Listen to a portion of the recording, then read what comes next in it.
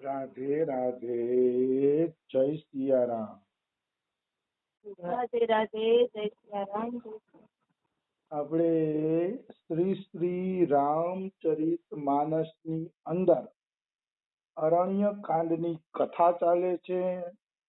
અને અરણ્ય કાંડ મહત્વપૂર્ણ કાંડ એટલા માટે છે કે અરણ્ય કાંડમાં રામજી અનેક સંતોને મળે છે અને એ અનેક સંતો હારે જે સત્સંગ થાય છે એની સ્થિતિની જે વાતો છે એ બધી વાતો આપણે અરણ્ય કાંડમાં જોવા મળે છે, નિશ્ચિત જોવા મળે છે. એમાં કોઈ એટલે કોઈ શંકા નથી. આપણે કાલે જોયું કે અવિરલ પ્રેમ ભક્તિ મુનિ પાઈ, પ્રભુ દેખે તરુ ઓટ લુકાઈ. સુતીક્ષ્ણ મુનિને અવિરલ પ્રેમ ભક્તિ મળી ગઈ છે. એ અવિરલ પ્રેમ ભક્તિમાં જે ભાવ દશા છે એ ભાવ દશા ભગવાન રામ ઝાડવાની પાછળ હંતાઈને જોવે છે.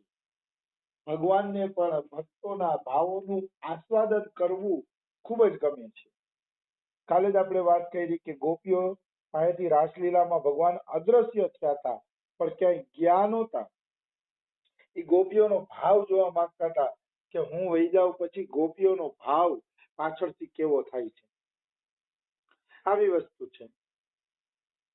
એટલે રામ સુતીક્ષ્ણ મુનિની ભાવ દશાનું જાળવા પાછળથી અવલોકન કરે છે અને એ જોઈ જોઈને રામ અતિશય હરખાય છે કે મારો ભક્ત સુતીક્ષ્ણ તો જો એવો પ્રેમમાં પાગલ થઈ ગયો છે કે હું આવી ગયો તો પણ એને જાણ નથી, એને ખબર પણ નથી કે હું એના કુટિયાની નજીક આવી ગયો છું. આ તો રસ્તા વચ્ચે સમાધિમાં બેસી ગયા હતા સુતીક્ષ્ણ મુનિ. પેલા આ બાજુ ગયા ભાવમાં, પછી આ બાજુ ભાવમાં ગયા, પછી કઈ ન મળ્યું તો રસ્તા વચ્ચે બેસીને સમાધિ લગાડીને બેસી ગયા સુતીક્ષ્ણ મુનિ. પછી કે છે અતિશય પ્રીતિ દેખી રઘુવીરા, પ્રગટે હૃદય હરણ ભવ ભીરા. સુતીક્ષ્ણ મુનિનો અતિશય પ્રેમ જોઈને રામ છે ને હૃદયમાં પ્રગટ થઈ ગયા. સુતીક્ષ્ણ મુનિના હૃદયમાં રામ પ્રગટ થઈ ગયા. એ રામના દર્શન જે હૃદયમાં પ્રગટ થયા એ દર્શન કેવા હતા તો કે હરણ ભવ ભીરા, ભવની ભીડનું હરણ કરવા વાળા એ દર્શન હતા. મતલબ એક વખત પણ જો જીવને ભગવાનના હરખા દર્શન થઈ જાય, હરખો અનુભવ થઈ જાય તો એ ભવસાગર પાર થઈ જાય છે, નિશ્ચિત ભવસાગર પાર થઈ જાય છે. હરણ ભવ ભીરા, ભગવાનના દર્શન ભવસાગરના દુઃખને દૂર કરવા વાળા છે, આવાગમનના ચક્કરને ટાળવા વાળા છે. એક વખત જો જીવને ભગવાનનો કોઈ અનુભવ થઈ જાય, માત્ર એક વખત, તો એ ભવસાગર પાર થઈ ગયો એમ તમે માની જ લ્યો અથવા માની શકો કે હવે આ જીવ ભવસાગર પાર થઈ જશે. મુનિમગ માંજ અચલ હોય વૈસા, પુલક શરીર પનસ ફલ જૈસા.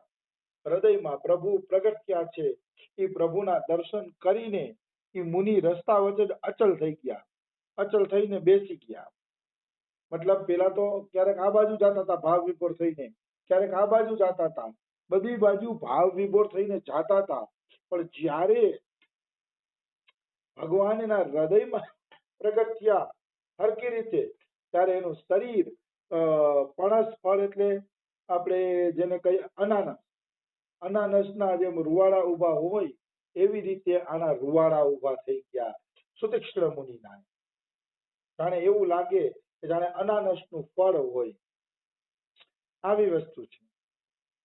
તબ રઘુનાથ નિકટ ચલિયાએ, દેખી દશા નિજ જન મન ભાએ. પછી રામને એમ થયું કે મારો ભક્ત તો ભાવમાં ડૂબી ગયો છે, મારા સ્વરૂપનું દર્શન કરીને ભાવ વિભોર થઈ ગયો છે, તો ચાલો હવે હું જ એની નજીક જાઉં, નહીંતર એની આ ભાવ દશા તૂટશે નહીં. તમે વિચારો, સાક્ષાત ભગવાન આવી ગયા છે તોય ભાવ દશા તૂટતી નથી. જો ભાવમાં આટલો આનંદ હોય તો એ ભગવાનના સાક્ષાત દર્શનમાં શું આનંદ નહીં હોય. એ ભગવાનના સાક્ષાત દર્શનમાં કેટલો બધો આનંદ હશે. આવી વસ્તુ છે. એટલે અતિશય ભાવદશા જોઈને રામ નજીક ગયા, અને નજીક ગયા એટલે જોયું કે આ તો ધ્યાન અવસ્થામાં છે. તો એની દશા જોઈને રામજીને ગમ્યું હો. રામજી અતિશય પ્રસન્ન થયા, કારણ કે જન મન ભાય આવા ભક્તો ભગવાનને અતિ પ્રિય છે. અને ભગવાને કીધું જ છે ભાગવતની અંદર કે આવા ભક્તો માટે જ હું શરીર ધારણ કરું છું, બીજા કોઈ માટે હું શરીર ધારણ કરતો નથી. અંબરીશ રાજાના ચરિત્રમાં ભગવાન વિષ્ણુ આ બોલે છે કે જે ભક્તો મારા ભાવમાં ડૂબેલા છે, જેને પત્ની પુત્ર પરિવાર બધુંય મારા માટે છોડી દીધું છે, એવા ભક્તોને હું ક્યારેય ભૂલતો નથી. એવા ભક્તો સદાય મારા હૃદયની અંદર રહે છે. પણ જો અહીંયા મનથી ભૂલવાની વાત છે હો. એવું નહીં કે બાબાજી બનીને જંગલમાં વયા ગયા અને પરિવાર મનથી યાદ આવતું હોય તો ભગવાન તમને આટલો પ્રેમ કરશે, એમ નહીં. આજે અમે ડોંગરેજી મહારાજની ભાગવત લેતા હતા, એમાં ડોંગરેજી મહારાજ કહે છે કે ઘણા લોકો કે પુરુષોત્તમ મહિનામાં કે શ્રાવણ મહિનામાં તીર્થોમાં જાય છે ભજન કરવા, તો હું તીર્થોમાં જાઉં અને ભજન કરું. સારો મહિનો આવે ને એટલે તીર્થોમાં ને એમાં ભજન કરવા જાય, પણ ત્યાં જઈને એ ટપાલ લખે કે એ પત્ની જરાક તું છે ને કે અઠાણાની બહેની તો મોકલાવજે, તારા અઠાણા વગર અહીંયા ભોજન ભાવતા નથી. ડોંગરેજી મહારાજ ક્યારે ભાઈ અઠાણું ખાવું હોય તો તીર્થમાં હુકામ આવ્યો, તારા ઘરે જ તારે પડ્યું રહેવાની જરૂર હતી. ડોંગરેજી મહારાજ ખુદ લખે છે કે અઠાણું ખાવાની જો ઈચ્છા હોય તો તારે તારા ઘરે જ પડ્યું રહેવાની જરૂર હતી, તીર્થમાં આવવાની કોઈ જરૂર જ નહોતી. તો કહેવાનો ભાવ શું છે? કહેવાનો ભાવ છે કે અંદરથી જે આસક્તિ છોડે છે ને એના ઉપર ભગવાન વિશેષ પ્રસન્ન થાય છે. બાહ્ય આસક્તિ તો ઠીક છે, હવે કંટાળ્યા હોય ને છોડીને ઘણા આવી જતા હોય, એ કઈ બહુ મોટી વાત નથી. આવી વસ્તુ છે. અંદરથી જો છૂટી જાય કે પ્રભુ સિવાય મારું કોઈ નથી, તો એ જીવ અતિશય ભાગ્યશાળી છે. એટલે જ્યાં સુધી અંદરથી આસક્તિ ન છૂટે ત્યાં સુધી પતિની સેવા કરો, બાળકોની સેવા કરો, સાસુ સસરાની સેવા કરો, બધાની સેવા કરી ભજન કરો અને વાટ જુઓ કે ક્યારે મારા કર્મની લેણાદેણી પૂરી થાય અને ક્યારે પ્રભુ મને પોતાના સાનિધ્યમાં બોલાવે. આવી વસ્તુ છે. જ્યાં સુધી કર્મની લેણાદેણી પૂરી ન થાય, ભગવાનના સાનિધ્યનો અને ભગવાનના સંકેતનો વાટ જુઓ કે ક્યારે મારો પ્રભુ સંકેત કરે અને ક્યારે હું ધામમાં જાઉં. આવી વસ્તુ છે. પણ ત્યાં સુધી તો બધાય કર્તવ્ય કર્મ કરવા પડશે, કારણ કે ની બે જ વસ્તુ છે.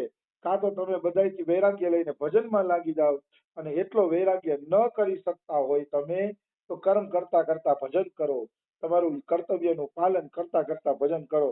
ત્રીજી કોઈ વાત જ નથી, બે જ વાત છે. કાં તો તમામ વસ્તુનો ત્યાગ કરીને વિરક્ત બની જાઓ અને ભજન કરો, અને વિરક્ત બનવાની તેવડ ન હોય તો ઘરમાં બધાની સેવા કરીને ભજન કરો. ત્રીજો કોઈ રસ્તો નથી. ત્રીજો વચ્ચે કાંઈ આમાં નવીન રસ્તો નથી કે કોઈ નવીન રસ્તો કાઢે. અને કર્તવ્ય કર્મ કરતા કરતા ભજન કરશો તોય તમને ભગવાન તો મળશે, તો પછી એની ગેરંટી છે. એની ગેરંટી છે. કોઈ એવું કર્તવ્ય કર્મ નથી કે જે કરતા કરતા ભગવાન ન મળે. પણ એ કર્તવ્ય કર્મ ભગવાનની પ્રસન્નતા માટે કરો અને ભગવાનને યાદ રાખીને કરો, તો બહુ ઝડપથી ભગવાન તમને મળી જશે. એમાં કોઈ એટલે કોઈ શંકા નથી. આવી વસ્તુ છે. મુનિ રામ બહુ ભાતી જગાવા, જાગન ધ્યાન જનિત સુખ પાવા.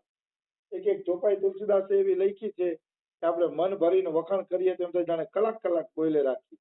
મારી તો એટલી તાકાત નથી કલાક એક બોલી શકું, પણ અમારા રમેશ બાબાની તાકાત હતી કે એક એક ચોપાઈ ઉપર એ કલાક કલાક બોલતા. અને આ બધી ચોપાઈઓ કલાક કલાક બોલવા જેવી છે, એવી મીઠી છે. મુનિ રામ બહુ ભાતી જગાવા. હવે રામ સુતીક્ષ્ણ મુનિને જગાડે છે કે જાગે તો મારા પ્રત્યક્ષ દર્શન કરે. એટલે રામ કહે છે સુતીક્ષ્ણ મુનિ, અરે ઓ સુતીક્ષ્ણ મુનિ જાગો, જાગીને તમે મારા દર્શન કરો. રામ જગાડે છે પણ જાગન ધ્યાન જનિત સુખ પાવા. પણ મુનિ જાગતા નથી. એટલા માટે નથી જાગતા કારણ કે પ્રભુના ધ્યાનમાં જે સુખ છે, પ્રભુના ચિંતનમાં જે સુખ છે, એ સુખ એટલું બધું તીવ્ર છે ને કે બારે પ્રભુ જગાડે છે એનું પણ એને ભાન નથી. આ ચિંતનની દશા. ઘણા લોકો તો થોડુંક ચિંતન કરે તો પોતાની જાતને હોશિયાર સમજવા માંડે. અમે તો હોશિયાર છીએ. અરે ચિંતન આને કહેવાય કે ભગવાન જગાડે છે કે મારા દર્શન કરો, તોય ભક્ત જાગતો નથી. એને કહેવાય ધ્યાનનું સુખ. એને કહેવાય ચિંતનનું સુખ. આપણે તો નિયમ જ હોય 2 કલાક ચિંતન કરવાનું છે, 2 કલાક પછી નોકરીએ જવું છે, ધંધે જવું છે, તો ચિંતન કરતા કરતા આપણે ઘડિયાળ જોતા હોય, હાલો ટાઈમ થઈ ગયો, હવે 15 મિનિટ જ ચિંતન કરવાનું છે, હાલો હવે 10 જ મિનિટ ચિંતન કરો છો. એમ ચિંતન ન થાય. હા, સાધક તરીકે બરોબર છે, બાકી અસલી ચિંતનનું સુખ ઈ છે કે સમયનું ભાન ન રહીએ અને ભગવાન ખુદ તમને જગાડવા આવે તો પણ તમારું દેહ ભાન ભૂલી ગયા હોય એ સ્થિતિને કહેવાય છે ચિંતન. એ ચિંતન કઈ સાધારણ વસ્તુ થોડી છે. ઘડિયાળ જોઈ જોઈને ચિંતન કરીએ સાધના હારી છે એમ કહી શકાય, પણ ઘડિયાળ જોઈને ચિંતન થાય નહીં. ચિંતન તો એવું થાય, જમવામાં કેમ આપણે ભોજન કરીએ છીએ તો પેટ ભરાય ત્યાં સુધી ભોજન કરે છે, એમ ચિંતન એ ઘડિયાળના કાંટે ન થાય, ભરાય ત્યાં સુધી થાય ને એને ચિંતન કહેવાય. કે ચિંતન કરતા કરતા કરતા ઓડકાર આવી જવો જોઈએ કે આહા, આજ તો તગડું પ્રભુનું ભજન થયું, આજ કઈ કામ નહોતું, તગડું પ્રભુનું ભજન થયું, એવો ઓડકાર આવે ત્યારે કહી શકાય કે હવે બરોબર છે. આવી વસ્તુ છે. એટલે ચિંતન કરો બધાય, સારી વાત છે, પણ તમારા ચિંતનને એટલું મહત્વનું ન માની લેતા જેટલું સુતીક્ષ્ણનું ચિંતન છે. સુતીક્ષ્ણના ચિંતનને યાદ કરવું એટલે કોઈ દી અહંકાર ન આવે, આવી વસ્તુ છે. તો સુતીક્ષ્ણ મુનિ આ રીતે ચિંતન કરતા. ભૂપ રૂપ તબ રામ દુરાવા, હૃદય ચતુર્ભુજ રૂપ દેખાવા. રામે નક્કી કર્યું કે હૃદયમાં જ્યાં સુધી રામ દેખાશે ત્યાં સુધી આ ચિંતનનું સુખ છોડવાનો નથી, ત્યાં સુધી આ ચિંતનના સુખમાં ડૂબેલો રહેશે. એટલે રામે નક્કી કર્યું કે ગમે એમ કરીને જો હું આને છે ને હૃદયના સુખથી વંચિત કરી દઉં ને તોય બારે સુખ ગોતવા માટે આંખ ખોલશે, પણ હૃદયનું સુખ પેલા દૂર થવું જોઈએ. એટલે રામજીએ શું કર્યું, રામરૂપ હતું ને જે ધનુર્ધારી રામરૂપ, એ રૂપને અદ્રશ્ય કરી દીધું હૃદયમાં, અને હૃદયમાં ચતુર્ભુજ રૂપ દેખાડી દીધું. હવે આ તો ભલે ચતુર્ભુજ અને રામ એક જ છે, વિષ્ણુ અને રામ એક જ છે, એમાં કોઈ ભેદ નથી, પણ રામ રૂપ દૂર થઈ ગયું ને ચતુર્ભુજ રૂપ, તો થોડાક મુનિ વ્યાકુળ થઈ ગયા, કારણ કે એની પ્રીતિ ધનુર્ધારી રામમાં હતી, એમાં કોઈ એટલે કોઈ શંકા નથી. અને સાચી વાત કરું ને તો સ્વરૂપે ઈ જ મીઠું લાગે. ધનુર્ધારી રામ વનવાસી કપડામાં હોય તો કેવા મીઠા લાગે. રામના બીજા સ્વરૂપ કરતા ધનુર્ધારી વનવાસી રામ અતિશય મીઠા, સુંદર અને દિવ્ય લાગે છે. અને સુતીક્ષ્ણ મુનિ ઈ રામજીના પ્રેમી હતા. આવી વસ્તુ છે. એટલે રામજીએ પોતાનું રામ રૂપ અદ્રશ્ય કરી દીધું ને ચતુર્ભુજ રૂપ ઋષિ મુનિના હૃદયમાં પ્રગટ કર્યું. આવી વસ્તુ છે. આ કરવું જરૂરી હતું. જો આ ન કર્યું હોત તો સુતીક્ષ્ણ મુનિ ક્યારેય ભાનમાં આવત નહીં, ધ્યાન જનિત સુખમાં જ હંમેશા ડૂબેલા રહે.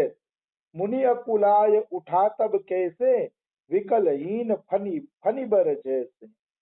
ત્યારે રામે હૃદયમાંથી રામરૂપ અદૃશ્ય કરી દીધું ત્યારે મુનિ વ્યાકુળ થઈ ગયા, વ્યાકુળ થઈને ઊભા થઈ ગયા, ઊભા થઈ ગયા વ્યાકુળતામાં. એમ તો કે વ્યાકુળતામાં ઊભા થઈ ગયા કે ત્યારે એની દશા કેવી હતી, તો વિકલહીન મની ફનીબર જૈસે, જેમ મણીવાળો સાપ હોય અને એનું કોઈ મણી જટી લઈએ અને એ સાપની જે દુર્દશા થાય ઈ જ દુર્દશા આની થઈ, ઈ જ દુર્દશા સુતીક્ષ્ણ મુનિની થઈ. એને તો એવું જ લાગ્યું કે જાણે મારા હૃદયનું સમગ્ર ધન કોઈએ ચોરી લીધું હોય, મારા હૃદયના ધનના કોઈએ ચીથરા કાઢી નાખ્યા હોય, એવો એને ભાવ થયો. આવી વસ્તુ છે. તો કહેવાનો ભાવ શું છે, કહેવાનો ભાવ છે કે ભગવાન હૃદયમાંથી જાય તો આવી વ્યાકુળતા થવી જોઈએ. આપણે તો ધ્યાન ચિંતન મનન બધું કરતા હોય છે, પણ નોકરી ધંધા કરવા જાય ત્યારે ભગવાન ભૂલાય જતા હોય છે, અથવા ઘરકામ કરીએ ત્યારે ભગવાન ભૂલાય જતા હોય છે, તો એની ચિંતનની સારી સ્થિતિ ના કહેવાય. શરીર ભલે કામ કરે પણ મન અનવરત ભગવાનના ચિંતનમાં લાગેલું રહીએ તો આપણે કહી શકીએ કે તમારી ચિંતનની સ્થિતિ સારી છે, સુંદર છે એમ કહી શકાય. નહીતર ચિંતન ગડબડ સડબડ છે. તો સુતીક્ષ્ણ મુનિ તો જાણે મણિધર હરપનો મણી લઈ લીધો હોય અને હરપ વ્યાકુળ થાય એમ સુતીક્ષ્ણ મુનિ વ્યાકુળ થઈ ગયા. હવે વ્યાકુળતા પછી કેવી રીતે રામના દર્શન કરશે એ આપણે કાલે લઈ લેશી. આજે સમય થઈ ગયો છે. રાધે રાધે, જય સિયા રામ. જય સિયા રામ.